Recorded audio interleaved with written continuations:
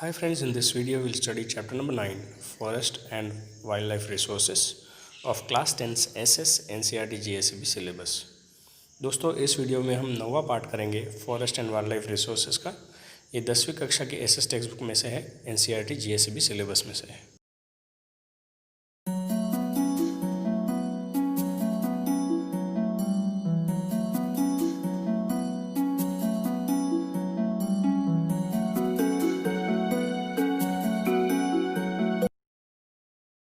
Friends, in chapter number 8, we studied about natural resources, how human beings are associated with it and how we need to take additional steps to protect it।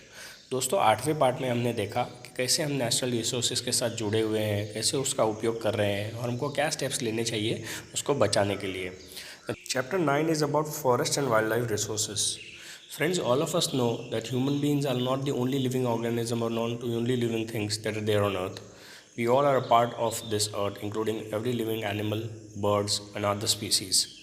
दोस्तों हम जानते हैं कि पृथ्वी पर इंसान एकमात्र जीव नहीं है, जानवर, पेड़ पौधे, पशु पक्षी इस सब के हिस्से हैं। Keeping that in mind, forest and wildlife resources are associated with human beings and need to go hand in hand to keep the environment maintained and the balance of living beings maintained। दोस्तों इसके बाद हमको ये समझने की ज़रूरत है कि इंसान, पशु पक्षी, जानवर और जो हमारे फॉरेस्ट है, ये सारों का संतुलन रहना पृथ्वी पर बहुत ज़रूरी है। इसी के बारे में डिटेल में हम इस चैप्टर में जानेंगे। We're going to learn about these things in detail, how the forest and wildlife resources are associated to human being and what steps we need to take to protect it, what steps that we have been taken so far। हमने क्या ऐसे steps लिए हैं अभी तक जिससे हम इनका संग्रह कर रहे हैं और हमको क्या एडिशनल स्टेप्स लेने की ज़रूरत है ताकि हम हमारे जंगलों को और जानवरों को और बचा के रख सकें। Friends, like always, I request you to please close your books and concentrate on this video because I'll try to explain this as a story to you। दोस्तों हमेशा की तरह मैं आपको रिक्वेस्ट करूंगा कि आपकी किताबें बंद रखें और ध्यानपूर्वक इस वीडियो को सुनिए, जिसको मैं एक स्टोरी की तरह आपको समझाने की कोशिश करूंगा।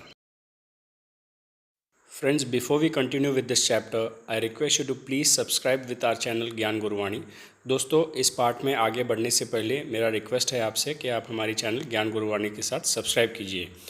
तो सब्सक्राइब करने के लिए मैं आपको 5 सेकंड देता हूँ, जल्दी से जल्दी सब्सक्राइब कीजिए, जल्दी चलो। 5 4 3 2 1 0। Thank you, thanks a lot दोस्तों। चलो आगे बढ़ते हैं पार्ट में।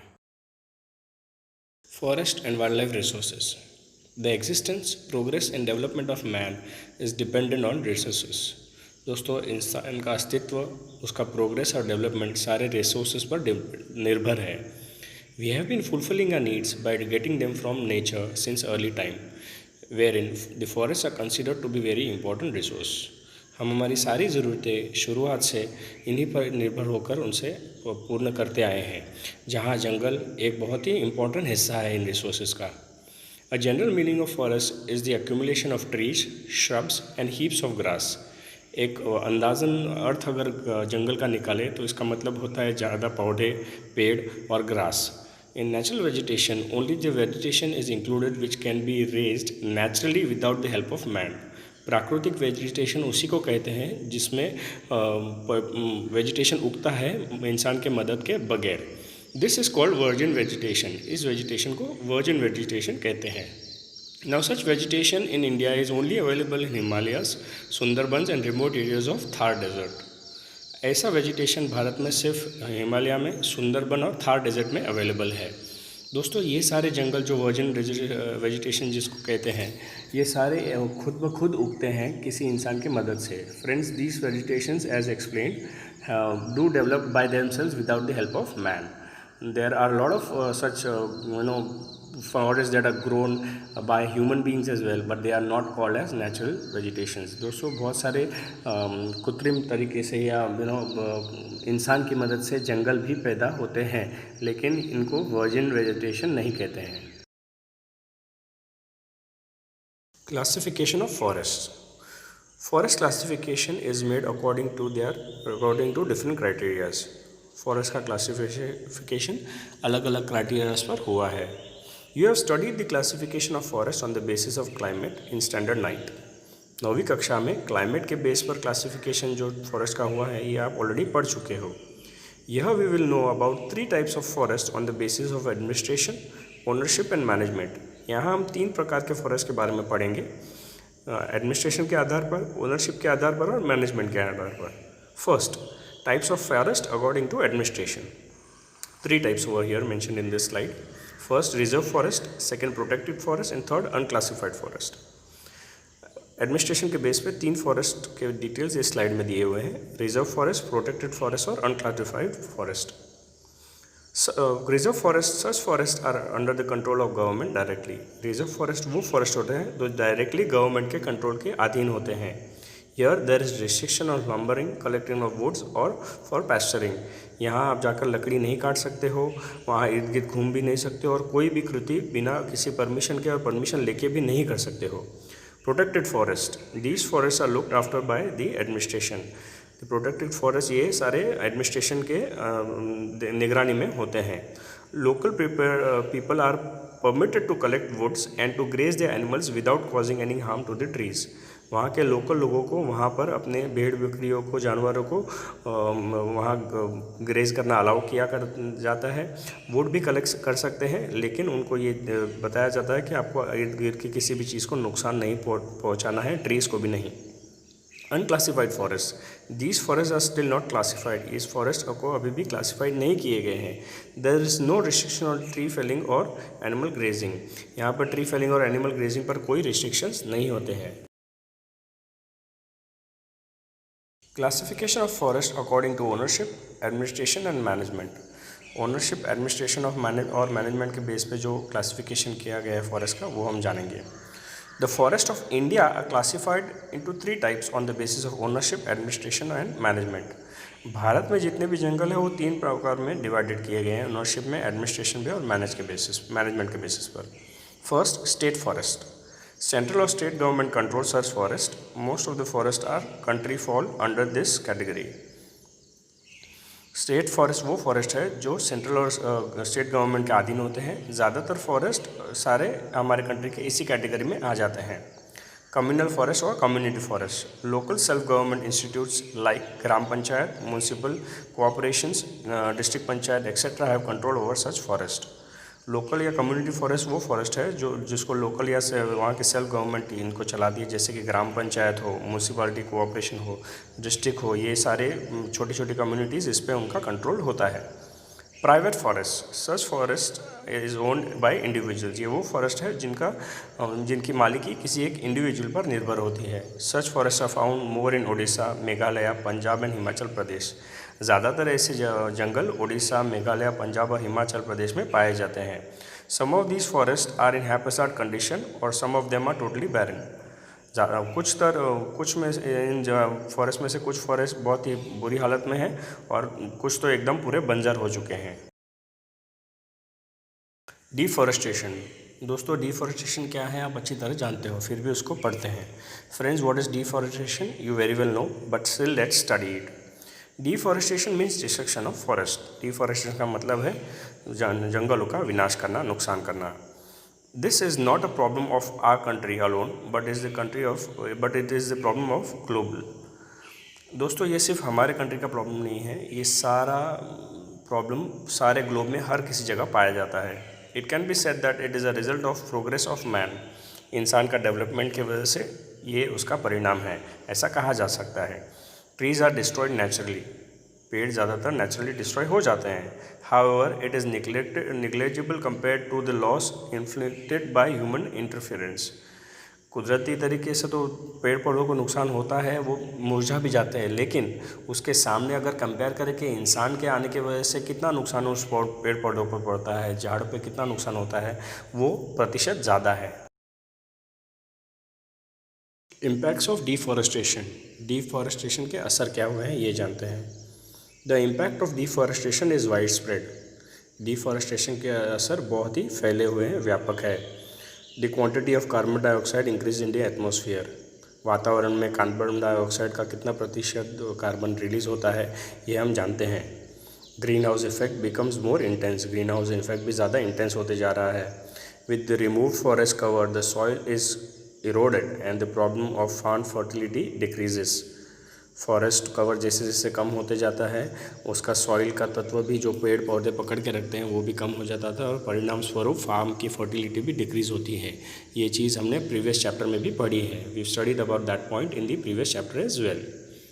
In the peninsular area of India, the forest area has decreased largely due to deforestation. Over here, friend, the peninsular area of India is missing. Okay, दोस्तों India के peninsular area में forest area बहुत तेज़ी से कम होते जा रहा है और डिफॉरेस्टेशन बढ़ते जा रहा है।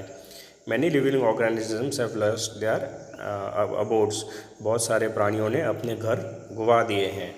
As a result, the wild animals approach urban settlements in search of food and water. परिणाम स्वरूप इन जानवरों ने जब अपने घर गुवा दिए हैं तो खाना ढूंढने के लिए और शेल्टर ढूंढने के लिए ये जंगलों में से शहर की तरफ आते हैं। More instances of recorded of carnivorous animal killings. The domestic animals of these shepherds who live near the forest. ऐसे बहुत सारे हमने देखे हैं किस्से जहाँ जानवरों ने जंगल छोड़कर बाहर शहर की तरफ या गाँव में आए हैं, जहाँ लोगों ने अपने जो मवेशी होते हैं, जो अपने गाय भैंस बकरियाँ होती है, उनके शिकार ये जानवर करने लग गए हैं। ये डिफॉरेस्टेशन का ही असर है। Remedies of forest conservation. Forest conservation के क्या क्या इलाज हैं वो देखते हैं। Research should be carried out to find out options of wood. लकड़ी का और क्या ऑल्टरनेट ऑप्शन हो सकता है, इसके बारे में रिसर्च करना बहुत ज़रूरी है। This will reduce the usage of would and it will save the forest. परिणाम स्वरूप लोग लकड़ियाँ का इस्तेमाल कम करेंगे और जंगल बच सकते हैं। Wherever the trees are to be cut inevitably for the forest development work or for necessity, new trees of the same species should be grown. जहाँ जहाँ ज़रूरत है डेवलपमेंट के लिए या फॉरेस्ट के डेवलपमेंट के लिए पेड़ काटने की, वहाँ वो काटे जाए, लेकिन उसके सामने उतने ही पेड़ और उगाने चाहिए। There should be a total ban on cutting trees which are not grown fully. जो पेड़ पूरी तरह से ग्रो नहीं हुआ है, डेवलप नहीं हुआ है, उस पर तो कटिंग की पूरी पाबंदी पूरी तरह से होनी चाहिए। Those industries which receive the raw materials from forest should be compelled for afforestation for future needs. जो इंडस्ट्रीज़ अपने रॉ मटेरियल्स फॉरेस्ट से लाते हैं, फ्यूचर नीड्स के लिए उनको एफॉरेस्टेशन मतलब और जंगल उगाने के लिए उनको प्रेरित करना चाहिए। Under the name of eco-tourism, the forest cover should not be damaged and should be strictly controlled. Eco tourism के नाम पर फॉरेस्ट कवर पे को डैमेज होने से रुकना चाहिए और उस पर कम्प्लीटली स्ट्रिक्ट कंट्रोल होना चाहिए। Widespread public awareness programmes should be organise among the local people. Local people में पब्लिक अवेयरनेस प्रोग्राम्स बहुत अच्छी तरह से उनके अवेयरनेस के लिए होने चाहिए। The importance of forests and their conservation strategies should be included in the syllabus of schools and colleges. Schools और कॉलेजेस के सिलेबस में फॉरेस्ट का इम्पोर्टेंस और उनका कंजर्वेशन कितना ज़रूरी है ये अच्छी तरह से बताने के लिए चैप्टर्स होने चाहिए। They should be explain the necessity of forest conservation. उसमें फॉरेस्ट कंजर्वेशन की ज़रूरियात बहुत अच्छी तरह से एक्सप्लेन करनी चाहिए। Friends, over here we also studied a point in the above that trees should be planted against every tree that has been cut. Friends, यहाँ ऊपर हमने एक पॉइंट सुना जिसके बारे में उन्होंने कहा है कि एक पेड़ जब कटता है उसके सामने दूसरा पौधा लगाना चाहिए। Now my question over here arises is when a tree is cut, it's got millions of leaves on it and it's got a large number of branches and roots over there. Against it only one tree is grown that is very small in size and might have only 1% of the leaves that are there on that tree. दोस्तों, यहाँ हमको ये बताया गया है कि जब एक पेड़ को काटा जाता है तो उसके सामने एक पौधा लगाइए। मेरा प्रश्न ये है कि जब आप पेड़ को काटते हैं उस पर हज़ारों लाखों करोड़ों पत्ते होते हैं और जब आप नया एक पेड़ लगाते हो उस पेड़ के पुराने पेड़ के 1% पत्ते भी नहीं होते हैं। तो क्या ये जायज़ है? Is that valid that you grow a tree which is not even 1% of that old tree and then you say that we have grown one tree against the old tree that is cut? तो क्या ये ठीक है कि एक पुराना पेड़ जो उसके पूरी ज़िंदगी जी चुका है, जिस पे करोड़ों पत्ते हैं, उसके सामने एक ही छोटा सा पौधा लगाए? So my point over here is, request over here is, every person should grow one tree every year against one tree cut. अगर आपने एक पेड़ काटा है तो उसके सामने उस व्यक्ति को हर साल एक नया पौधा उगाना ही चाहिए। Social forestry and agroforestry should be developed intensively by taking planned steps for necessary of fodder and firewood. दोस्तों सोशल फॉरेस्ट्री और एग्रीकल्चर फॉरेस्ट्री को बहुत अच्छी तरह से इम्प्लीमेंट करना चाहिए ताकि प्लान स्टेप्स लिए जाए फॉडर की ज़रूरत और फायरवुड की ज़रूरत जहाँ जहाँ पड़े उसके लिए. In place of firewood, alternate options like solar energy, natural gas, etc. should be implemented. Firewood के जगह पे ऑल्टरनेट ऑप्शंस जो है जैसे कि सोलर एनर्जी और नेचुरल गैस का इस्तेमाल किया जाना चाहिए. Forest resources should be use sparingly. Forest की रिसोर्सेज जहाँ जहाँ ज़रूरत पड़े वहाँ ही, ना ज़रूरत होने पर ही उसका इस्तेमाल करना चाहिए. In order to make the process of trees grow faster and healthier, infected trees should be removed. ज़्यादा से ज़्यादा ट्री बहुत तेज़ी से बड़े हो और हेल्दियर हो, उसके लिए अगर कोई पेड़ पौधा बीमार हो या उसको कोई नुकसान हुआ हो तो उसको निकाल देना चाहिए. Forest fire cause heavy damages to the forest. जंगल में लगने वाली आग जंगल के फॉरेस्ट को बहुत नुकसान पहुंचाती है फॉरेस्ट को. अ सेपरेट सिस्टम और a force of national level should be created to for dousing of fire. ये जंगल की आग बुझाने के लिए सेपरेट सिस्टम या नेशनल लेवल की एक फोर्स बनानी चाहिए ताकि इस आग को बुझाया जाए. Friends, dowsing over here means blowing away the fire. दोस्तों, डाउजिंग का मतलब यहाँ है आग को बुझाना. Due to the increased means of transportation and easy travel, thousands of pilgrims reach the religious places in forested areas to attend the bhandaras, fairs or the parikrama. दोस्तों, transportation increase होने की वजह से हज़ारों लाखों तीर्थ यात्री जंगलों में जाकर अपनी विधियां करते हैं जहां पर वो भंडारा होता है, मेले लगते हैं या परिक्रमा होती है. ये उनकी करिकुलर ट्रैवल होता है. At that time the litter should be cleared properly, otherwise forest are polluted. उस वक्त जहाँ जहाँ कचरा अगर लोग डालते हैं उसको अच्छी तरह से साफ़ करना चाहिए ताकि जंगल पॉल्यूट ना हो. An area should be demarcated and reserved for animal pasture.